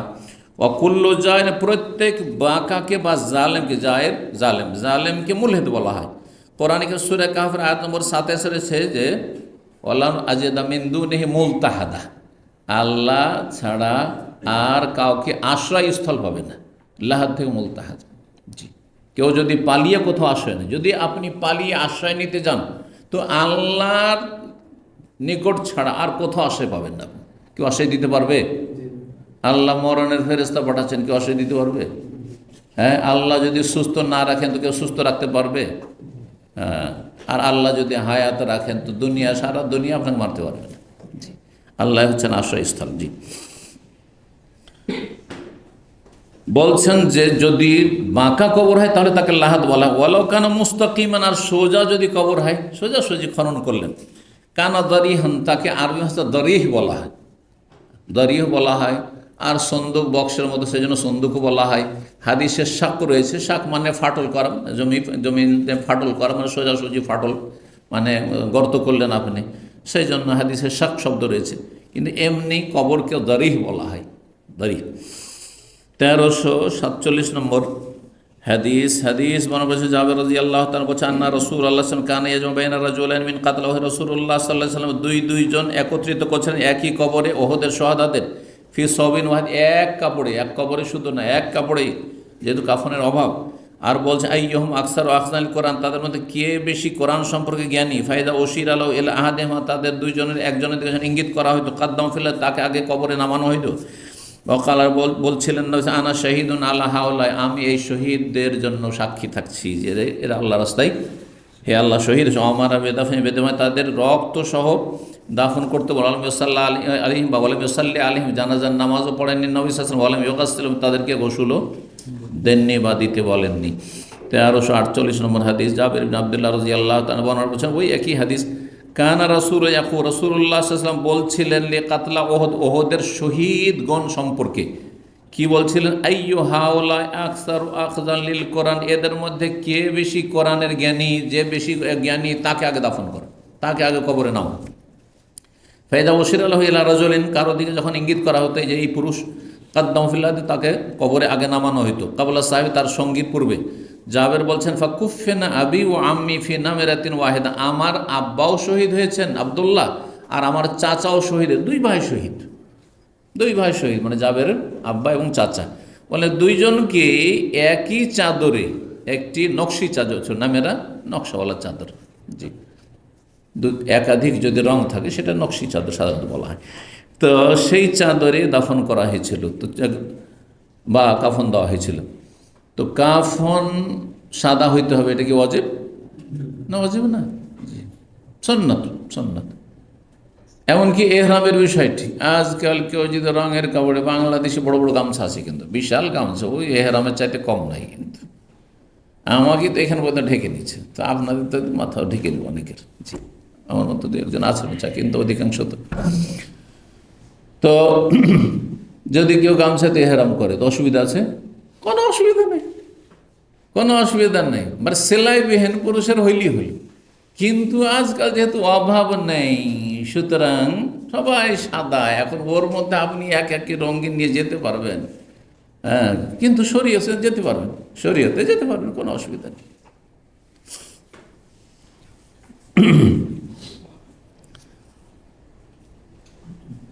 ৭৬ নম্বর অধ্যায় বলছে বাবুল ইজখির ওয়াল হাশিশ ফিল কবর। এই অধ্যায় হচ্ছে কবরে ইজখির নামক ঘাস বা অন্য কোনো ঘাস, যেই ঘাস সেখানে পান সেই ঘাস চাপিয়ে দেওয়া।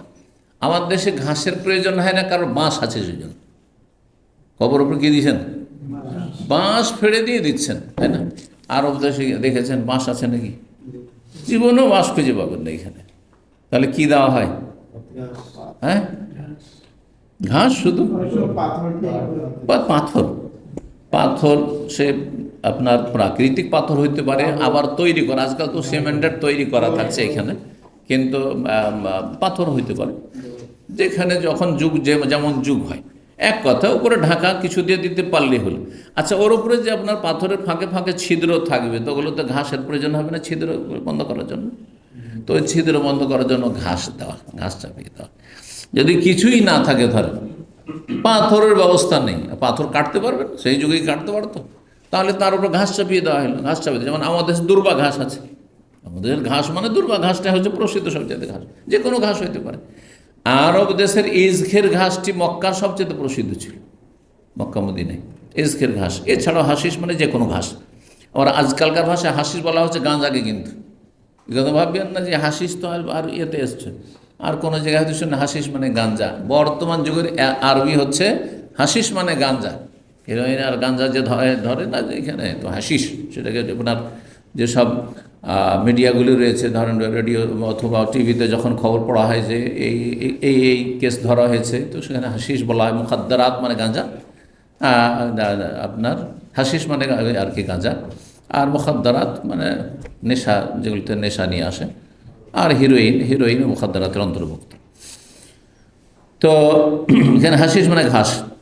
1349 নম্বর হাদিস, আব্দুল্লাহ বিন আব্বাস রাদিয়াল্লাহু তাআলা আনহু বর্ণনা করছেন যে নবী সাল্লাল্লাহু আলাইহি ওয়াসাল্লাম বলেন যে হারামাল্লাহু আযজা ওয়া জাল্লা মক্কাতা, আল্লাহ রাব্বুল আলামিন মক্কাকে সম্মানিত ঘোষণা করেছেন। হারাম মানে হারাম কাজকে হারাম কেন বলা হয়? যে হারাম আল্লাহ রাব্বুল আলামিন নিষিদ্ধ করেছেন, সেখানে কাছে যেতে পারবেন না, সেটা ব্যবহার করতে পারবেন না, সেই কাজটি করতে পারবেন না, হারাম। আর সম্মানিত হারাম, হারাম মক্কাকে হারাম বলছেন, এই হারাম শরীফে ঢুকছি। হারাম কেন? আল্লাহর কাছে সম্মানিত। আর সেখানে নিষিদ্ধর অর্থ বিদ্যমান রয়েছে। নিষিদ্ধ যে সেখানে লড়াই করা নিষিদ্ধ, আর সেখানে আপনার বেশ কিছু বিধিবিধান রয়েছে, শিকার করা নিষিদ্ধ হারামের এরিয়াতে।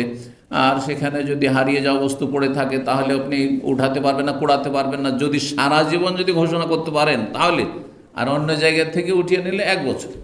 এখানে কারো 50-100 রিয়া পেলে 1 বছর ঘোষণা করতে হবে, 1 বছর আশেপাশে ঘোষণা করতে হবে। ঘোষণা আপনি দাঁড়িয়ে করেন, আর না হয় আপনি পোস্টার লাগিয়ে দেন, কিন্তু করতে হবে। আর পকেটে নিয়ে চুপচাপ আপনি 500 রিয়াল পেলেন আর নিয়ে চলে গেলেন, এটা জায়েজ না, জায়েজ না। আপনার ঘোষণা করতে হবে উঠাইলে, জি 1 বছর, 1 বছরের পরে ফাঁসা আনুক, আপনার ইচ্ছে, দান করেন, খান, যা করেন তাই করেন। তো আল্লাহ সম্মানিত করেছেন কাকে? মক্কাকে। ফালাম তাহিল্লালি আহাদিন কাবলি, আমার পূর্বেও কারোর জন্য এখানে লড়াই করা হালাল হয়নি, ওয়ালালি আহাদিন বাদে, আমার পরও কারোর জন্য হালাল নেই।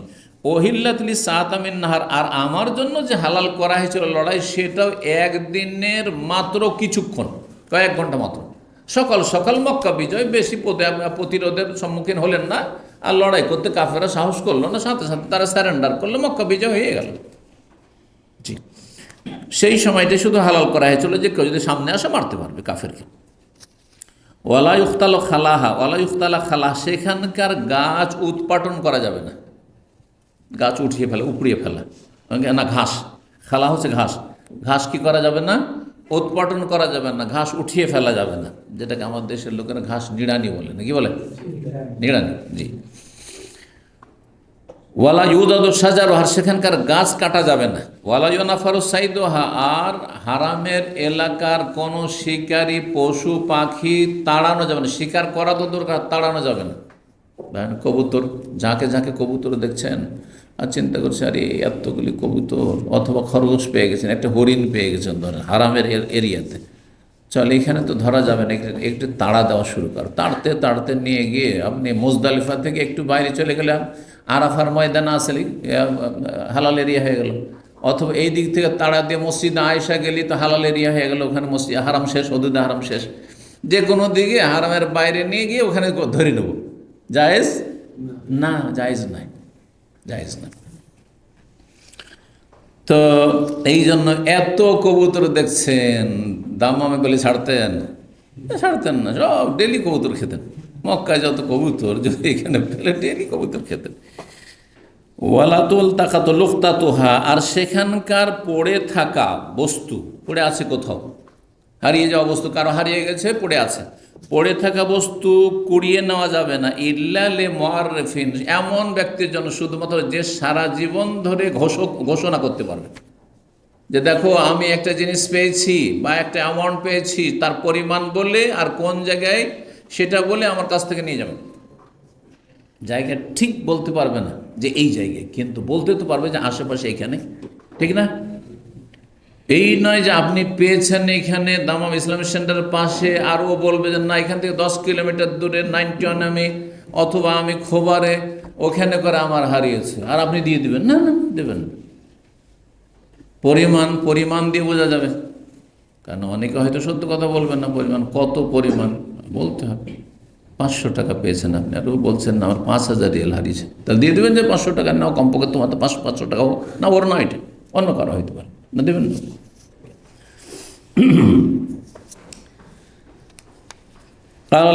আব্বাস রাদিয়াল্লাহু আনহু, নবী সাল্লাল্লাহু আলাইহি ওয়াসাল্লামের চাচা, তিনি বললেন ইয়া রাসূলুল্লাহ, যখন এখানকার ঘাস উৎপাদন করা যাবে না, গাছ কাটা যাবে না, তাহলে আমরা মানুষকে দাফন করব কি করে? তারপর আমাদের এই কর্মকার যে কামারের এই যে কামারশালাই কী করে চলবে? তো লোহা টোহা যে আমাদেরকে অস্ত্র ধারালো বানাই, দুইগুলো কী করে হবে? তারপরে আমাদের এখানে স্বর্ণকার আছে, স্বর্ণকার আমাদের দেশে না কয়লা আছে, তখন কয়লা কোথায় পাবে এখানে?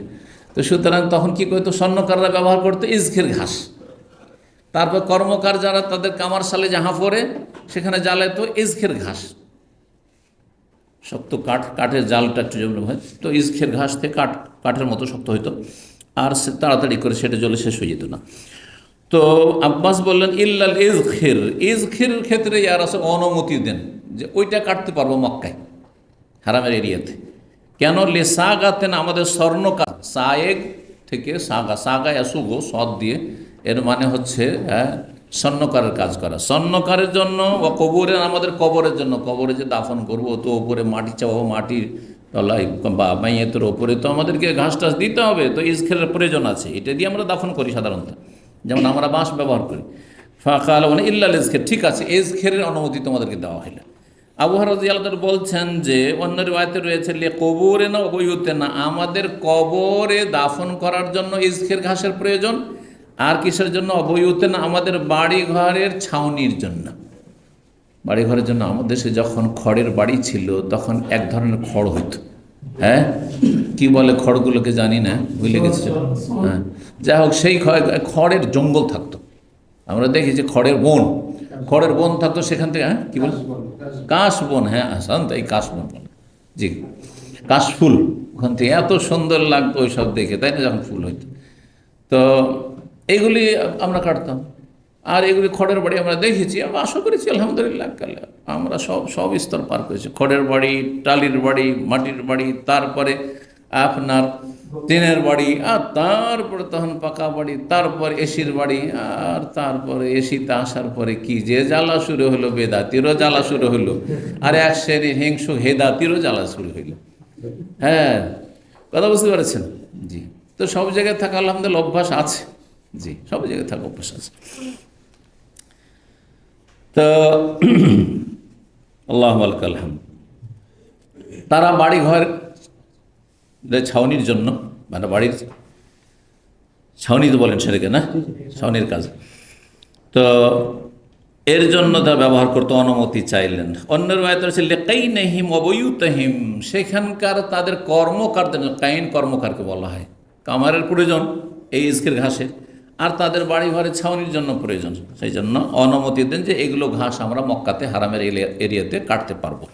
৭৭ নম্বর অধ্যায় বলছেন, বাবুন হাল ইউখরাজুল মাইয়িত মিনাল কবরি ওয়াল্লাহাদ ইল্লাতিন। আচ্ছা, মৃত ব্যক্তিকে কবরে রেখে দেওয়ার পরে বা বগলি কবরে রেখে দেওয়ার পরে কি কোনো কারণবশত কবর থেকে ওপরে উঠানো যাবে না নামিয়ে দেওয়া আছে? না, আর উঠানো হবে না। যদি প্রয়োজন হয় তো প্রয়োজনের তাগিদে জায়েজ, এমনি এমনি জায়েজ না।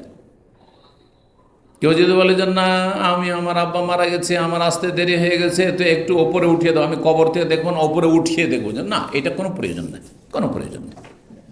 এমন কোনো জরুরি কিছু যদি হয়, ধরেন কোনো তদন্তের বিষয় রয়েছে, হঠাৎ করে একটি লোক মারা গেছে, আর প্রশাসন বলছে যে না, তদন্ত করতে হবে, হ্যাঁ তদন্ত করতে হবে, না কবর উঠাও, কবর থেকে উঠাও একে, তাহলে কিন্তু কবর থেকে উঠিয়ে আবার এটার যে পোস্টমর্টম, অর্থাৎ কাটা ছেঁড়া করা, অস্ত্রোপচার করা, এটা শরীয়তে কিন্তু জায়েজ নাই। এটা এর দলিল কোরআন হাদিসের নেই। কিছু ইজতিহাদি ওলামারা বলছেন যদি এছাড়া কোনো পথ না থাকে তো জায়েজ করেছেন, কিন্তু যদি বিকল্প কোনো পথ থাকে, জীবিত মৃত মুমিন মুসলিম সবসময় সম্মানিত। এই নারী জীবিত অবস্থায় সম্মানিত ছিল ওই লোকটি, কিন্তু মারা গেল তখন নিজের দেহ মেডিকেল কলেজে লেখাপড়ার জন্য, স্টাডির জন্য দান করে দিল, হারাম, জায়েজ নেই। তো হচ্ছে প্রয়োজন আপনার পশু পাখির আপনার মৃতদেহ দিয়ে কাজ সারেন, তাতেও যদি না হয় বানর দিয়ে সারেন, বানর দিয়েও যদি না হয় তো কাফেরদের মৃতদেহ, তাদের কোনো সম্মান নেই, সেটা দিয়ে সারেন।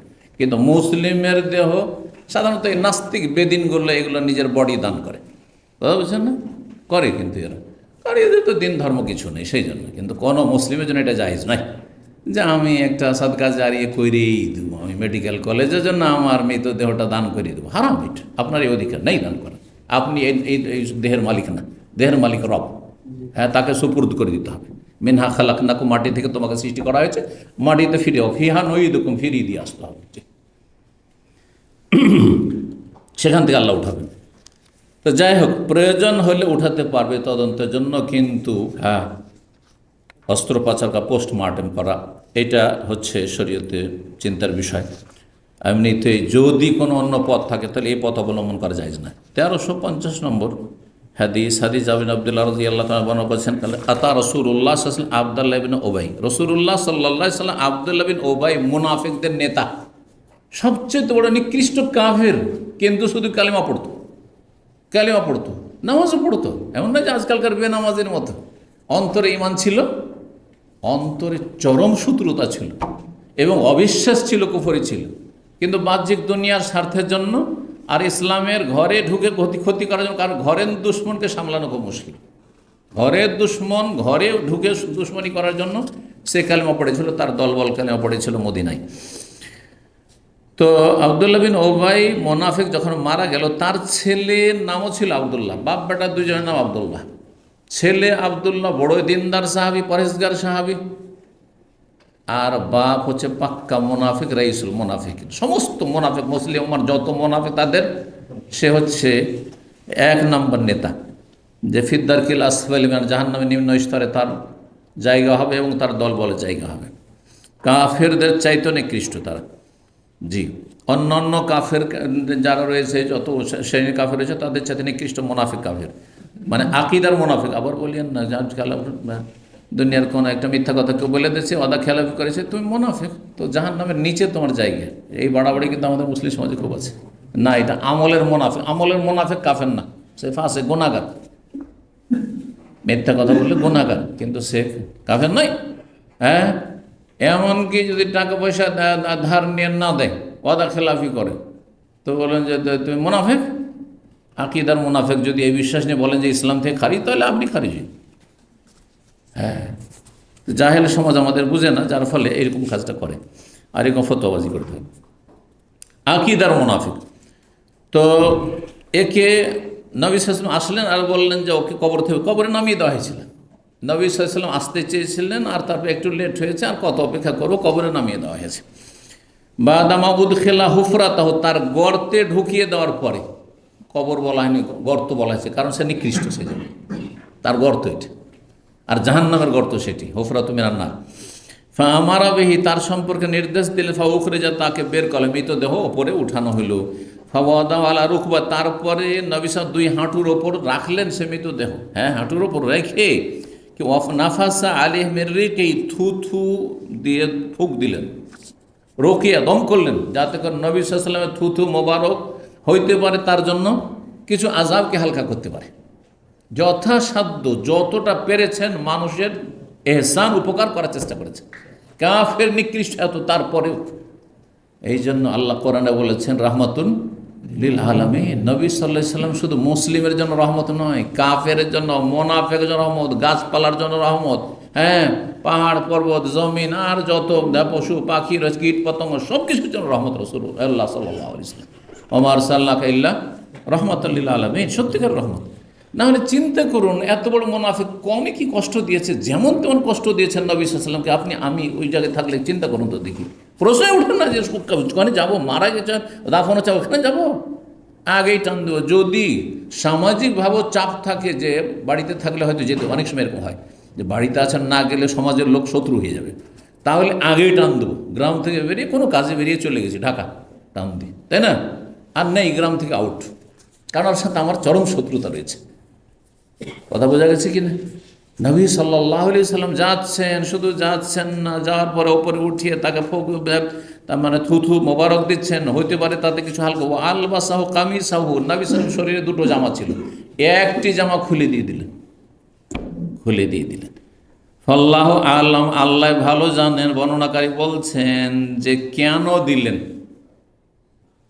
একটি ব্যাখ্যা হচ্ছে তার ছেলে যে আব্দুল্লাহ, নেক সাহাবী, তার মনের সান্ত্বনার জন্য, যে দেখো তোমার বাবা যতই খারাপ হোক, তুমি আমার একনিষ্ঠ সাহাবী, সুতরাং তোমার খাতিরে আমি কি করলাম, তোমার বাবার যথাসাধ্য উপকারের চেষ্টা করলাম, যে এই জামাটা যদি তার শরীরে লেগে থাকে, আযাব কিছুটা হলেও যদি হালকা হয় তোমার বাবার, এটা ইহসান করা আর মনের সান্ত্বনা। আর একটি হচ্ছে যে বদরের যুদ্ধে কাফেরদের পক্ষ থেকে এসেছিলেন রাসূলুল্লাহ সাল্লাল্লাহু আলাইহি ওয়াসাল্লামের চাচা আব্বাস লড়াই করার জন্য। তাকে মক্কার কাফের আবু জাহল ধরে নিয়ে এসেছিল যে তোর ভাতিজার বিরুদ্ধে লড়াই করতে, চল। আসতে চাইছিলেন না তিনি। এইরকম জামাই আবুল আসমিন রাবি আসতে চাইছিলেন না, যদিও তারা ইসলাম গ্রহণ করেনি। কেউ কেউ বলছেন ভিতর ইসলাম কবুল করেছেন, কিন্তু তার প্রকাশ করতে পারেননি, আর বাঁচা যাবে না, আর হিজরত তো করতে পারছেন না। তারা আসতে চাইছিলেন না, কিন্তু তাদেরকে জবরদস্তি করে নিয়ে আসা হয়েছে, বাই ফোর্স। এখানে এসে প্রথমখানে তারা ধরা দিয়ে দিয়েছে, আগেই ধরা দিয়েছে। 70 জন বন্দি করেছিলেন নবী সাল্লাল্লাহু আলাইহি ওয়াসাল্লাম, সাহাবায়ে কেরাম। তো তাদেরকে নিয়ে আসা হয়েছিল, জামা কাপড় শরীরে নেই। বন্দি নিয়ে এসে কী করেন, মসজিদ নববীতে খুঁটির সাথে এই 70 জন বেঁধে দেওয়া হলো। শরীরে জামা কাপড় নেই, মদিনা ঠান্ডা, জামা কাপড়ের প্রয়োজন, তখন অভাবও আছে। তো ওই আব্দুল্লাহ বিন উবাই কিন্তু বড় নেতা, একজন সচ্ছল ব্যক্তি। মদিনা নবী সাল্লাল্লাহু আলাইহি ওয়াসাল্লামের আগমনের পূর্বে তাকে মদিনাবাসী একমত হয়েছিল মদিনার নেতা হিসাবে নির্বাচন করার জন্য। হিংসা হবে না কেন? নবী সাল্লাল্লাহু আলাইহি ওয়াসাল্লাম এই ইঙ্গিত করেছেন বিভিন্ন ক্ষেত্রে যে দেখো, ওর হিংসা শত্রুতা হওয়া স্বাভাবিক, কারণ ওর স্বপ্ন সব চুরমার হয়ে গেছে। এখন কেউ রাষ্ট্রপতি হতে যাচ্ছে, প্রধানমন্ত্রী হইতে যাচ্ছে, আর তার যদি সামনের থালা রেডি খাবার দাবার তার, প্রধানমন্ত্রী হওয়ার অথবা মন্ত্রী মিনিস্টার এমপি হওয়ার, আর সেটা যদি টেনে নেন, তাহলে কত আক্রোশ তার আপনার উপরে থাকবে, চিন্তা করুন তো দেখি। তো যাই হোক, সেই সময় এই ইবনে উবাই মুনাফিক নবী সাল্লাল্লাহু আলাইহি ওয়াসাল্লামের চাচাকে এই জামাটা দিয়েছিল। সেজন্য নবী সাল্লাল্লাহু আলাইহি ওয়াসাল্লাম বলে যে আমার চাচাকে যখন একটা জামা দিয়েছো, তো এই এহসান যেন আমার উপর অনুগ্রহ বা আমার চাচার উপর আমার উপর না থাকে, চলো তোমাকে আমার জামা দিয়ে দিলাম, হতে পারে তোমার যদি একটু আযাব হালকা হয়। আল্লাহ ভালো জান। ওয়াকানা কাসা আব্বাসান, এই ইবনে উবাই মুনাফিক আব্বাসকে একটি জামা কামিসান, কাসা আব্বাসান কামিসান, আব্বাস রাদিয়াল্লাহু তাআলা আনহুকে একটি জামা পরিয়েছিল বদরের বন্দীদের মধ্যে যখন তিনি এসেছিলেন। কালা সুফিয়ান বলছেন কালা আবু হারুন ওয়াকানা আলা রাসূল কামিসান, রাসূলুল্লাহ সাল্লাল্লাহু আলাইহি ওয়াসাল্লাম যে জামা খুলে দিলেন কেমন করে, জামা একটা তাহলে কেমন করে দিয়ে দিবেন? বলছে দুটো জামা ছিল শরীরে, দুটো জামা থাকতে পারে, দুটো জামা, একটা ভিতরে ফতুয়া পরে আছে, যেমন আজকাল গেঞ্জি তো সবাই পড়ছেন তাই না, কিন্তু অনেকে ভিতরে একটা ফতুয়া আছে আর তার উপরে একটা জামা আছে, হ্যাঁ জুব্বা আছে, হইতে পারে না, পারে জি। তো দুটো কামিজ ছিল, জামা ছিল রাসূলুল্লাহ সাল্লাল্লাহু আলাইহি ওয়াসাল্লাম, একটি খুলে দিয়েছেন। ফাকালাহু ইবনে আব্দুল্লাহ ইবনে উবাই মুনাফিকের ছেলে আব্দুল্লাহ, তিনি বলেন ইয়া রাসূল আলবেস আবি কামিসাকা, আপনার সেই জামাটি আমার আব্বাকে পরিয়ে দেন, আল্লাযী ইয়ালি জিলদাকা, যেটা আপনার শরীরের সাথে লেগে আছে, যাতে করে এই বরকতটি আমার আব্বা হাসিল করে তার আযাব কি হয়, কিছুটা হলেও হালকা হয়। কত চেষ্টা করেছে বাপের আযাবকে হালকা করার জন্য, কিন্তু দোয়া করতে পারছেন, কারণ আল্লাহ নিষেধ করেছে কাফের জন্য দোয়া করা যাবে না। কালা সুফিয়ান ফায়ারাও না, তাদের ধারণা আন্নান নবী আলবাসা আব্দুল্লাহকে এই কামিজটি দিয়েছিলেন মুকাফাতাল লিমা সানা, সে যে করেছিল তার বদলা স্বরূপ, প্রতিদান স্বরূপ, যে আমার চাচাকে এক সময় দিয়েছো হ্যাঁ দুর্দিনে একটি জামা, সুতরাং তোমাকে আজকে একটি জামা দিয়ে প্রতিদান দিলাম। 1351 নম্বর হাদিস বলছেন জাবের রাদিয়াল্লাহু তাআলা বলছেন লাম্মা হাজারা ওহুদ, ওহুদের যুদ্ধের সময় যখন আসলো, মানে সকালে ওহুদের ময়দানে বেরোবেন, জিহাদের জন্য ঘোষণা হয়ে গেছে, আর রাত্রে বাপ ছেলেকে অর্থাৎ আব্দুল্লাহ তার ছেলে জাবেরকে ডাকলেন, বলছে দা আনি আবি মিনাল্লাইলে, রাতে আমার আব্বা আমাকে ডাকলেন যে বাবা এসো, কাছে এসো। ফাকাল বলে মা ও রানি ইল্লা মাকতুলান ফি আউয়ালে মা ইউকতাল মিন আসহাবিন নবী সাল্লাল্লাহু আলাইহি ওয়াসাল্লাম, আমার মনে হচ্ছে যে নবী সাল্লাল্লাহু আলাইহি ওয়াসাল্লাম সাহাবায়ে কেরাম যে আগামীকালকে সকালে যাবেন জেহাদের ময়দানে ওহদের প্রান্তে, সেখানে মনে হয় আমি সর্বপ্রথম শহীদ হব, কারণ তিনি একটি স্বপ্ন দেখেছিলেন, অন্য রিওয়ায়াতে রয়েছে। আর সেই স্বপ্নের ব্যাখ্যা নবী সাল্লাল্লাহু আলাইহি ওয়াসাল্লামকে জিজ্ঞাসা করেছিলেন, তখন নবী সাল্লাল্লাহু আলাইহি ওয়াসাল্লাম বললেন যে তোমাকে আল্লাহ শাহাদাত দান করবেন, অচিরে শীঘ্রই তোমাকে আল্লাহ শাহাদাতে মর্যাদা দিবেন। তিনি বললেন যে বাবা আমি আর বাঁচব না, আর তুমি মাত্র আমার একটি ছেলে আর 9টি মেয়ে ছিল, 9টি মেয়ে, আর সবগুলি কচিকাচা ছোট সব। তো বলছে ওয়াইন্নিল্লা আতরকো বাদি আযযা আলাইয়া মিনকা, আর তোমার চাইতে প্রিয় আমার কাছে কেউ নেই একমাত্র রাসূলুল্লাহ সাল্লাল্লাহু আলাইহি ওয়াসাল্লাম ছাড়া, রাসূলুল্লাহ সাল্লাল্লাহু আলাইহি ওয়াসাল্লাম সবচেয়ে বেশি প্রিয়, তারপরে তুমি প্রিয় আমার কাছে, তোমার চাইতে কাছের মানুষ আমার আর কেউ নেই। ওয়াইন্না আলাইয়া দাইনান, আর শোনো আমার উপর অনেক ঋণের বোঝা আছে, ফাকজি তোমাকে একটু ওসিয়ত করছে আমার ঋণগুলো পরিশোধ করে দিও, ঋণের বোঝা থাকলে আমি ক্ষমা পাবো না, পরিশোধ করতে পারিনি আমি। খেজুরের বাগান ছিল, যখন খেজুর উঠে আসবে তখন সেটা পরিশোধ করে দিও তুমি। ওয়াস্তাওসিবি আখাওয়াতিকা খায়রান, আর তোমার বোনদের সাথে ভালো আচরণ করিও, সদ ব্যবহার করিও আর সদ উপদেশ দিও।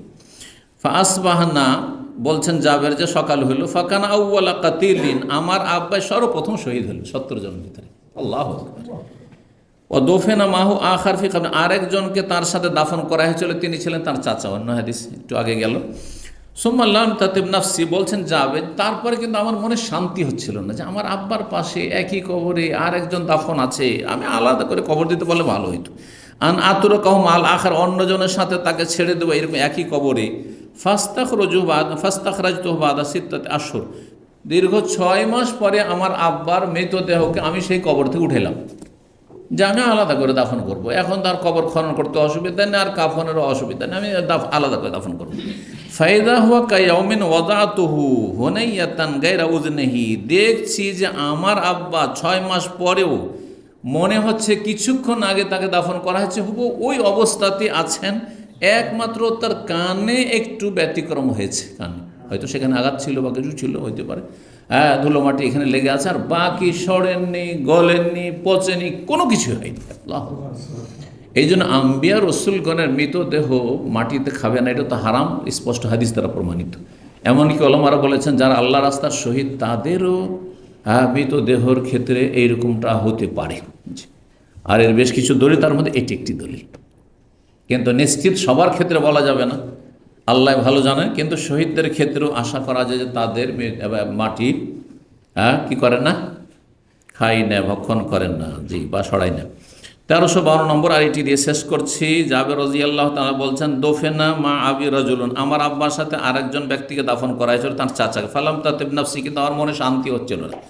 হাত্তা আখরাজতুহু, এমনকি আমার আব্বাকে বের করেই ফেললাম কবর। ফাজালতু ফি কবরিন আলাহিদা, পৃথক কবরে আমার আব্বাকে স্বতন্ত্রভাবে আমি দাফন করতে পারলাম। এখানে আজকের আলোচনা শেষ করছি। আল্লাহ রাব্বুল আলামিন যেন আমাদেরকে নেক আমলে তৌফিক দান করেন, উপকারী জ্ঞান দান করেন, আর ভালো কাজের তৌফিক দান করেন, গুনাহ থেকে বেঁচে থাকার তৌফিক দান করেন, শেষ অবস্থা আমাদের ভালো করেন। ওয়া সাল্লাল্লাহু ওয়া সাল্লাম আলা নবিয়িনা মুহাম্মদ ওয়া আলা আলিহি ওয়া সাহবিহি আজমাইন।